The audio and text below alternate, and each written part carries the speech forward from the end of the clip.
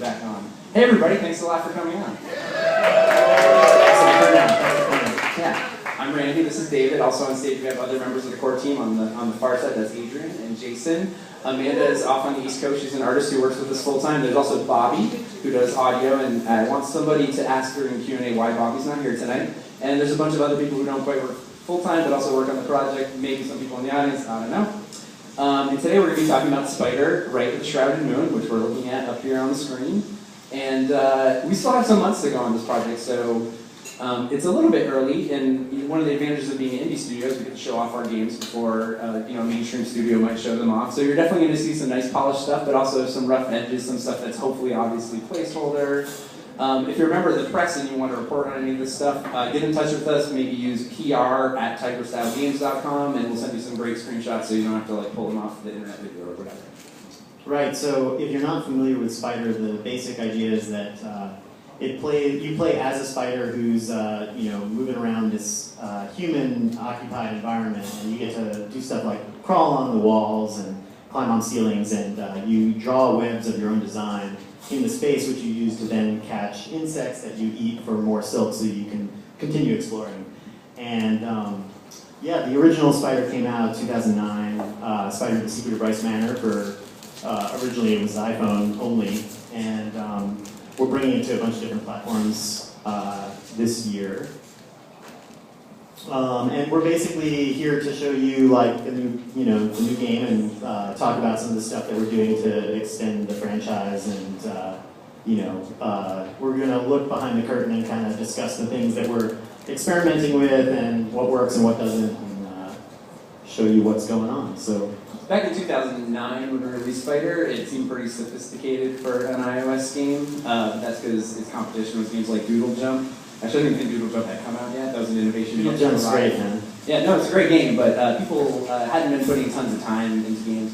But if you go back and look at Spider, it actually looks dated by modern standards for that platform. And so obviously one of the big improvements that we're bringing to Spider 2, or Spider Rite with the Shrouded Moon, we're going to use those terms interchangeably, is an improved production quality. There's an art direction here that obviously inherits from the original Spider, but it's an evolution. We're really going for a 2D look that looks alive. So you see a bunch more animation in the environment. You see a better parallax. You can see different particle effects, all kinds of cool stuff.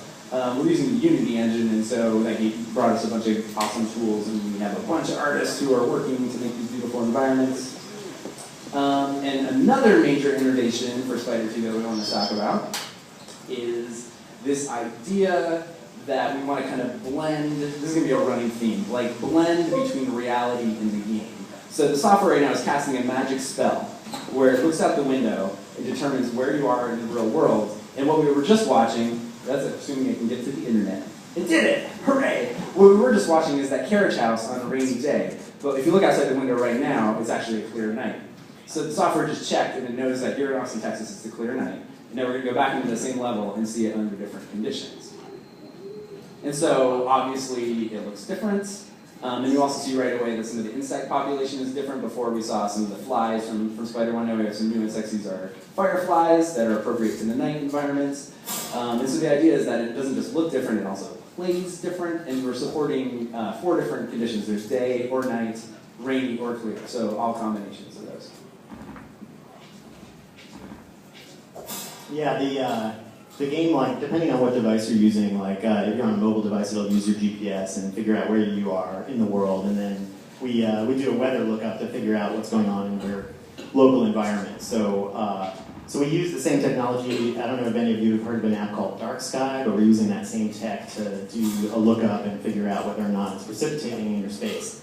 So for the demo that we brought with us tonight, we can kind of manipulate the time and weather at will, and we're trying to figure out whether or not we're going to let players do that while playing the game, and to what degree. But the idea is that, as you're playing, as you're going through the experience of playing Spider, you think to yourself sometimes it's raining outside. I want to go back into the experience and find out what's going on there. And so there's a bunch of different ways we're trying to leverage those different conditions to make the gameplay experience different. And obviously every level has to be arted up 4 different ways, and There's a bunch of different stuff, like we're doing different insect populations and trying to really like make sure that every level has a different gameplay experience depending on time and weather. It's been a trick actually to push this as far as we fantasize. Like one of the early playtest guys he knew about this idea, right? And he came back and he was like, I was kind of expecting even more from this. Like, we're like, what are you talking about? It's actually raining before it was clear and like whatever. And he's like, yeah, and that was cool, but like the thing as the level designer, the thing I tended to do at the time was like just sprinkle different insects in different places so I could use more of the level depending on the conditions. But that didn't seem like it was impactful enough for players, right? And so we've been thinking about, oh, well, maybe there's whole areas you can't get to. Like, you want to get up to the roof, but it's raining, so there's water coming down the spout. So you have to wait till it's clear so you can climb up there. Or, maybe there's secret writing that can only be read under the full moon, so you have to wait for the right conditions to read the writing or something like that. We're trying to push that as far as we can. Yeah, there's a question, like, as to how much differentiation we can actually get from just a different insect population. So we're trying to find ways that we can push that like really aggressively in different directions. Maybe some levels like will at certain times have very, very distinct populations, or maybe even different types of rules for play. So that as you explore the different conditions, like you'll get really different experiences. So there's another major feature that we're going to show today, which is during Spider, for Spider 1, every single level is just one screen, like you've seen so far, more or less. But take a look here at this corner, that's an organ that you're seeing, like an organ, like a piano organ that you're seeing from the side, and Adrian's about to take this corner, and he goes a little bit further, and now you're seeing the organ from the front. And so this idea is called game planes. It's basically the idea that we can look at the same space from two different perspectives. And the hope here is that it adds a better sense of the space that you're in and can help with storytelling or just like your spatial understanding. It's a better sense of exploration. This was sometimes a challenge in Spider 1. There's a couple places in that storytelling where we really wanted to show you the same room from two different perspectives, and so we tried putting like mirrors up that showed you and like nobody got it. And so this is a total fix for that. Like you actually do get to see the same area from different perspectives. Yeah, interestingly, this feature is sort of an artifact from a time when we were starting the project, and we were originally trying to build Spider 2 as a 3D game. We had made this tech switch to Unity, and we were working with these two guys for the first time, and they had just come off a 3D game, and we thought, like, maybe one of the ways we can, like, level up the IP and do something different is to take it into 3D. And so we built we rebuilt one of the levels from Spider 1 as a 3D game, as a 3D level, and we discovered that it was kind of interesting when you would actually be in a 3D space, like an actual room that was a box, and like you would get to the wall, and then we would switch the camera around so that you could see what was on the other wall.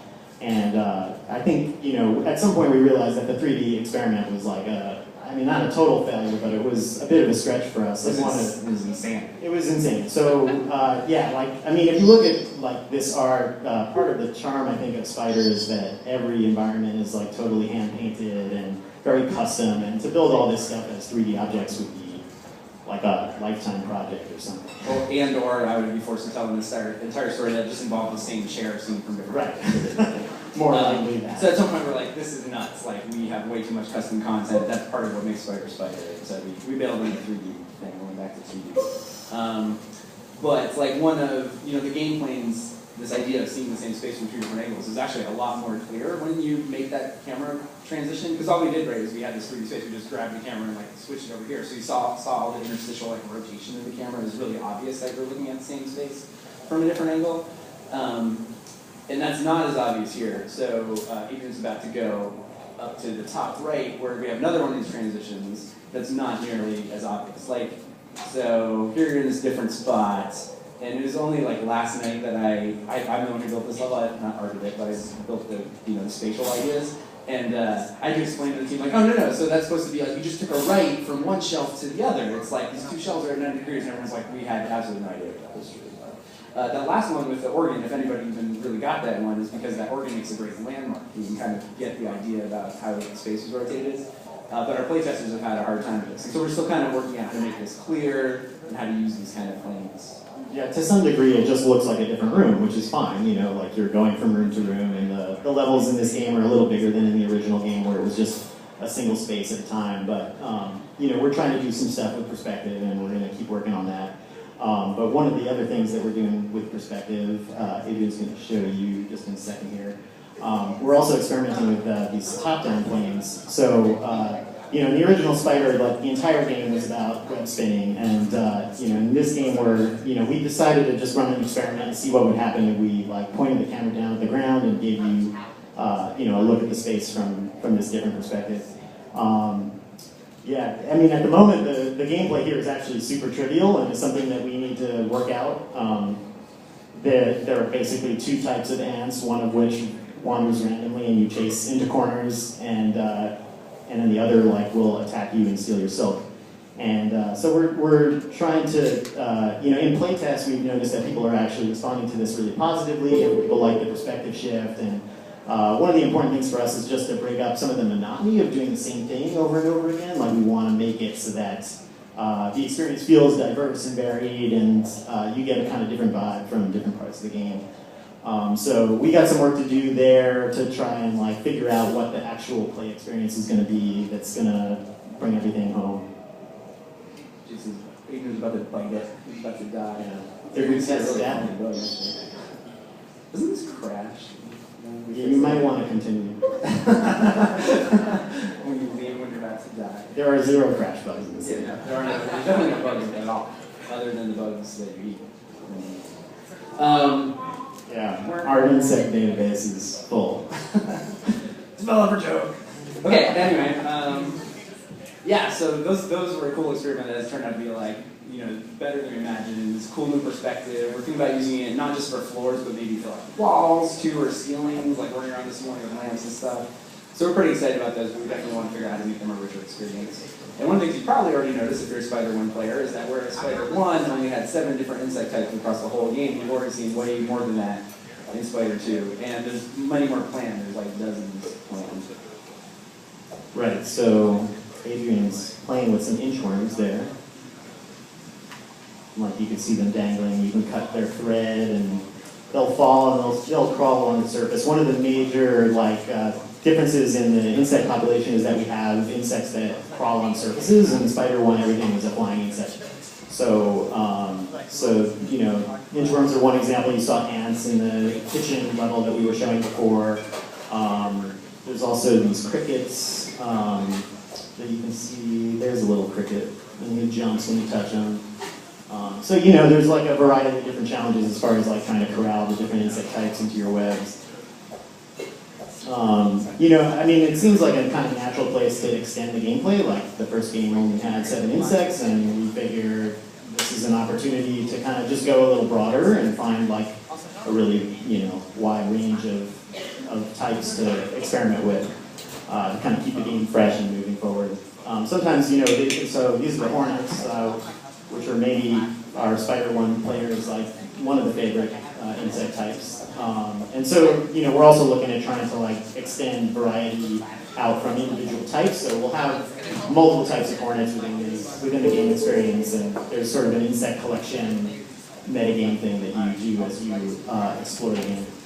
Yeah, so of the dozens of new insects we're going to have in Spider 2, there's kind of like 3 gameplay purposes for them. One is like really simple variety, so like moths and butterflies, and hornets, like they're basically mostly just cosmetic and very simple parametric differences between them. You know, like you get to collect different moths that look different from each other. And then there's the gameplay differences that David was talking about, like with the inchworms or the crickets, where it actually impacts like how you play the game. And then the last kind of difference is more like there's like super special secret insects, like the Luna moth that only comes out when it's a full moon and only in a certain spot.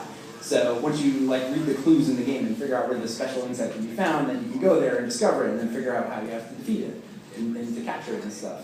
And that all kind of feeds into this kind of like collect them all kind of a vibe. Like, so one of the things we've been talking about doing that's not in here yet is like a collection board. Like back in the appropriate time period of Spider, people would often collect like a bunch of butterflies and other insects on like a big board, and they'd like pin all the butterflies there and hang it up on the wall. And we're kind of thinking of having something like that in the game to show you, like you could go and visit it and see how many of the different insects you've collected so far, which ones you're missing, and try to figure out how to get those guys and stuff like that. And that all kind of like feeds into one of the other big goals of Spider 2, which is that we're hoping that it becomes a much more replayable game. Like not very many people played through Spider 1 more than once, even though it's a pretty short game, it's replayable, in terms of time. there wasn't a whole bunch of reasons to go back and play it over and over, but in Spider 2, a lot of these features we've been talking about actually combine really nicely and deliberately for that. So there's like the fact that there's lots of different rooms of the estate and areas of the estate that you can visit in the 4 different conditions, like clear day, clear night, rainy night. The fact that different insects that you're collecting would appear only under certain conditions. And so the idea, like the kind of thing that we're hoping for is that like somebody who's playing Spider 2 will just be sitting there one day and it's like, you know, it's the full moon and it just started to rain and they're like, hey, I need to go play Spider 2 so I can grab that super special insect and complete my insect board, kind of a thing. Yeah.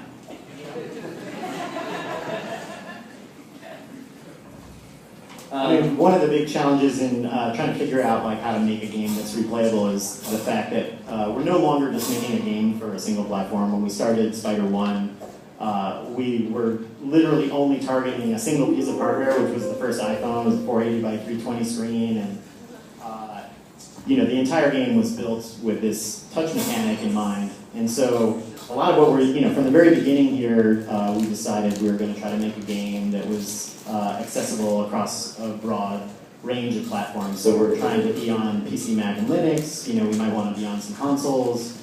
And, you know, the mechanics were designed for this, you know, particular piece of hardware. So part of the effort so far has been like really trying to like find ways to make the game work in different ways. So Adrian's playing on an Xbox 360 controller right now. And we were pretty happy with the way that that input system is working. And so this is actually the first time that people are going to be able to play the game with a controller, with a gamepad. So we have it set up here along with multiple iPads so you guys can all play after the presentation is over. Yeah, and so there's kind of like this whole cultural thing that we are experimenting with between like the PC audience and like the Steam crowd kind of a thing versus the iOS crowd. Like Spider was originally envisioned as a game that was accessible to casual gamers, but which had some interesting sophistication of like a more hardcore game because we felt like the casual audience didn't need just, you know, connect 3 puzzles. They could also appreciate some of these more sophisticated interaction concepts. We wanted to help bring them to them, right? So Spider has this legacy of being a casual, appropriate game, and when we're working on this replayability concept, we weren't sure how far to take it. It's like, well, is this a game as a hobby? Do we expect that people are going to, you know, it's like Spelunky, people are going to come play it every single day and try to like max out the daily challenges and get the high scores and all that kind of stuff? Or is it more like a casual version of that? And so the term we're using right now is very replayable. Like we really think it's intentionally appropriate, you know, that people would play it maybe a time and a half, maybe 2.5 times, maybe a few more depending.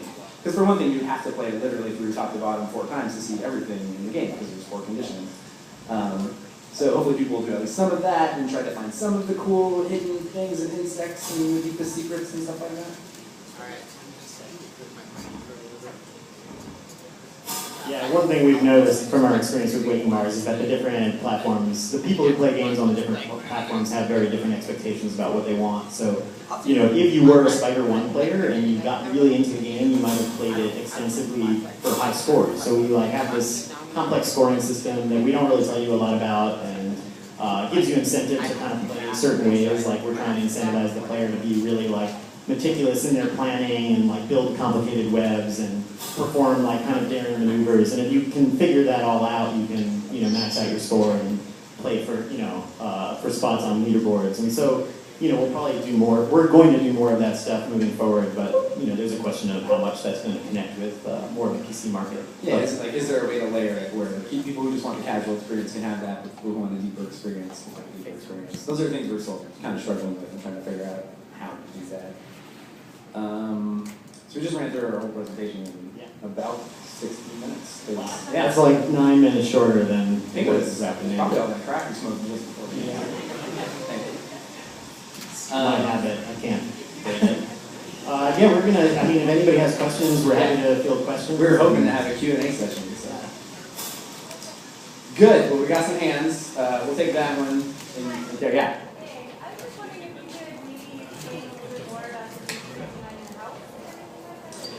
Yeah, so the question was about, could we explain more about History House and sort of like the story of the game? So the second presentation is very much all about the story that you're seeing, including the one from Spider 1 and a little bit about the one that's going to be Spider 1. So that's a great question. Please wait. Another question here.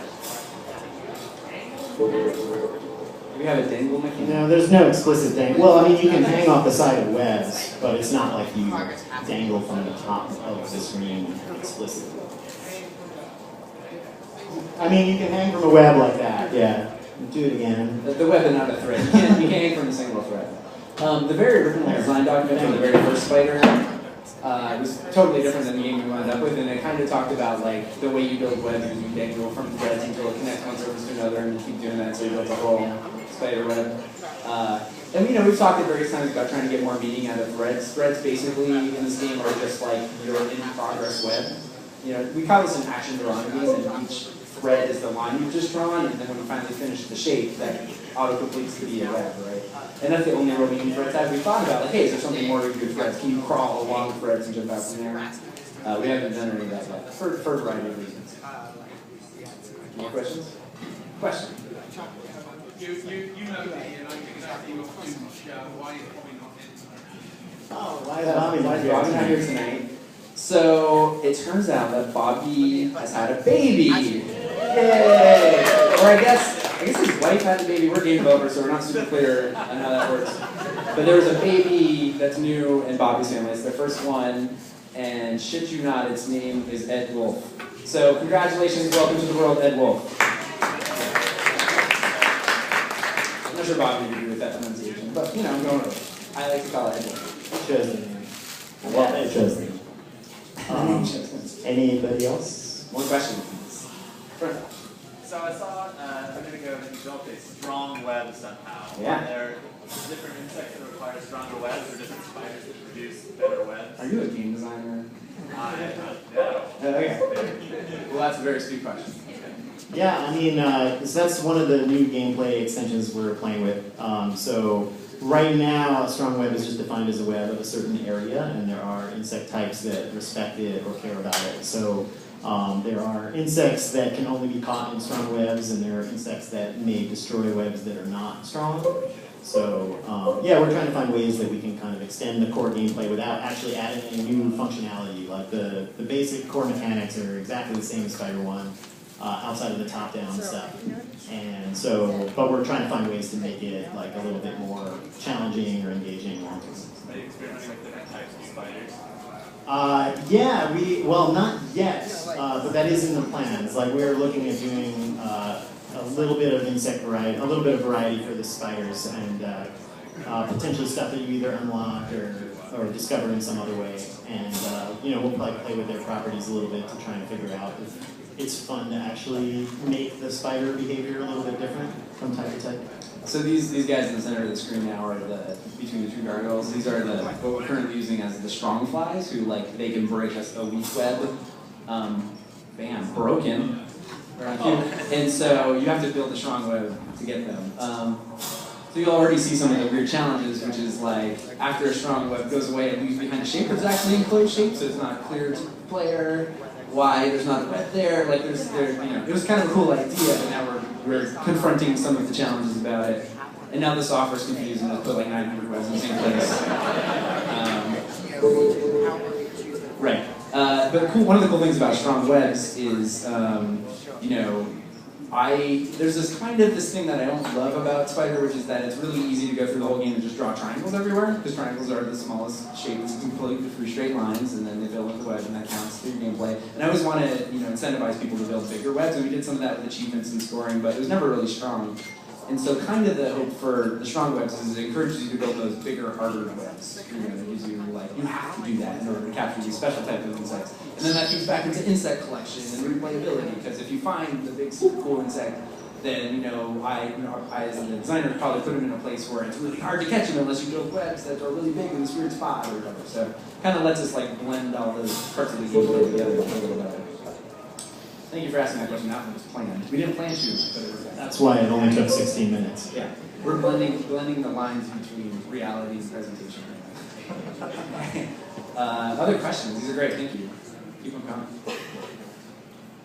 Really? Any more questions? Board. Let's find it all. Randy. Yeah. So you have the player-controlled spider and all the mechanics. Have you considered adding AI spiders that you compete against? or work with or against in some ways? I'm not going to answer that. David, you answer. I thought that was more for you. You were always really anti adding another spider into the environment. Like, you're the king of this environment, and you know you're in control. Yeah, fictionally, like the theme, like it's thematically more appropriate that this is your world as the sole spider inhabitant. Although we're kind of, there's a couple things that work really well in the fiction that are starting to unravel a little bit with some of these new design features, including the fact that there might be other spiders that you can play, and so like, well, who are these spiders? Are they different spiders who also live here? And like, do you ever encounter the other spider when you're playing him? And so there's some confusion about that. Also, on that topic, the very idea of game conditions and going back to spaces is a little bit unclear in the fiction. Like, it's, you know, like when you show up at night and the lights are on, it's like, well, who turned the lights on? Like, is this place abandoned or isn't it? And like, when I come back and there's insects all over again, like, why? Did they just keep coming? Where did my webs go? Like, so there's some of that we're coming to an understanding about how it fits in thematically. But that wasn't at all a question you asked, so we won't answer it. No. Yeah, I'm also, I used to be an AI programmer, and I don't ever want to do it again. Never. This is AI. It's a cricket who jumps when you touch it. That's what artificial intelligence looks like in the year 2014. I mean, so another answer though is for the iPad version of Spider 1, we actually have a 2-player mode where you can play, you and another spider can play at the same time, which is kind of rad. Yeah, we might bring that back for PC. I think I would like to do that. It's actually pretty good, but no, as far as I know, we were the only people who ever played it. But it's kind of cool. You should check it out. We made a really awkward video. With dude hands. More questions? Rusty, you have questions? Yeah. So you said you're doing some stuff for maybe more serious players or something. It looks like more casual experience, like with scores and leaderboards. You just look at doing like a time to play the game or the levels, like speedrun leaderboards or something like that. So Rusty's questions about leaderboards and other types of leaderboards like speedrun ones. Yeah, I mean, those are the types of things we're contemplating. There's currently a scoring mechanic that we added, which is a multiplier if you play through a level really quickly. We're playing with multipliers where, you know, if you there's a bunch of insects that you capture in web, and there's a whole other class, like the ants and the hornets, that you have to either tackle or run over or whatever. And there's a multiplier that's based on time for them as well. So one of the things we're hoping to get, right, is like, and a casual player may never notice any of this, and that would be totally fine. Just like they may never notice that there's a story, and that's allowed too, right? But is like one player does the thing where as long as you don't touch the ground, you get a great multiplier for web insects and gets a huge high score, but this other player just rushes in and gets the crazy rare insect with a high score really quickly, and then rushes out, and then they get the 2x multiplier because they did it so fast, and, you know, like all these different possible combinations. And there's definitely no way we're going to know what the best, you know, maximum score for a given level or given conditions are. It's going to be like the players who go investigate and figure that out. But to do that, you know, it requires like a pretty big audience of people who are devoted to that kind of, you know, mastery. You know, and so we did have a like completion time leaderboard for Spider 1. I think it might only show up in Game Center, but I think I got angry emails from somebody on the internet who was upset because we had cheated by playing the game too fast or something as developers. Probably. So yeah, probably. Well, we had one like internet stalker. Anyway, so we may do similar things again, but actually one of the tricks with Shrouded Moon is that the game doesn't necessarily have like a single linear path all the way through it, and the levels have 4 different states. So what is a speed run when the actual levels that you play are different depending on like what time of day it is? oh yeah, so you're talking about speedrun from beginning to end of the game, yeah. That's even super unfair. So and this is great, like we have all this material to play with and try to figure out. I mean, we've even talked about sort of stealing the daily challenge from Spelunky and being like, this level, this time, and I made a special insect population just for that day, who'd get a high score. You know, it's all stuff that would be possible with this. But you know, we're going to figure that out and figure out which audiences we're appealing to and how much, and whether we can do that without sacrificing the appeal to other audiences and stuff like that. We love all that stuff. Like, I love casual, relaxed games that I don't have to, like, you know, have white knuckles on the controller to get through, and also really intense games that I have to kind of think through really carefully to maximize and stuff. So it'd be cool if we could, like, satisfy both of those, depending on what movie. More questions?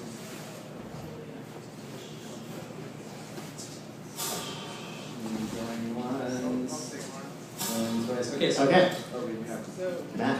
have you guys explored ideas of like doing something at night that changes like the next time you go to the level and space time? Like instead of just like there's a nighttime version, but kind of doing something at night that changes I guess like, would something that you did in a certain time affect what's going on in the rest of the environment? I think the answer is probably there will be some stuff like that related to the game story, where you need to do certain things like on the estate grounds in order to unlock other parts of the game. I don't know if we're doing anything specifically about like like within the same space where like you would do something at night and then in the day, like if you knocked an apple off a tree at night, would in the daytime version of that level the apple be on the ground? We've talked about some of that. Yeah, some persistence, but mostly the levels are kind of set up to be played like from scratch. There's a couple things that happen during your exploration of Blackbird Estate that once you see them happen, the place is permanently changed. So there's some persistence that happens with the story. And that's actually, that's a weird question for me because it's like, well, so what if you want to see what it looked like before that state? Like, you can never go back. Do you have to like, delete the game and like download it again? Like, so there's some stuff to think about there too. I guess you can start a new game and play it from the beginning. We'll figure it out. Does that answer your question? Is that kind of what you're saying? Yeah. Okay, cool. I was also kind of curious, like, does the player know like what conditions there are? Like, if it was snowing outside, you'd be like, oh, I want to load up spiders and see what it's like. Yeah, so the question, I'm going to answer the question about snow because that's a good one. The conditions thing is really interesting because of the connection to the real world, right? So there is no snow in the game, certainly not for the first release. Like, we could theoretically add it later, but the game is set in the fall, and so we've got rain or clear, day or night. There's no dawn, there's no dusk, etc. And so it's also not like super clear when you look out your window which of those it would be, right? Like, because sometimes it's a really hazy day and cloudy and it almost feels like it should be raining in the game, or sometimes it's snowing and there's no snow, so does that count as rain? The answer we're experimenting with right now is yes. Like, if it's snowing in the real world, then it's raining in the game because it's kind of like the mapping or whatever. Yeah, there's potentially an opportunity for an update at some point where we introduce another condition, and that allows us to go repopulate all the levels and just add a bunch of new content like in the existing spaces. And there's also this localized problem of like, hey, so in Seattle you never get to play clear, Snow would be difficult here. You get like one chance every 5 years. Yeah, one chance every 5 years. For icy pellets, which was the original forecast for this event. So there's some tricks there, but as David talked about, there's probably going to be some ways that you can, in the game, on a limited basis, change what's really going on in the real world. So that way, if you need it to be a rainy night on a crescent moon, you can make it happen. If you count your pennies or whatever. Another question?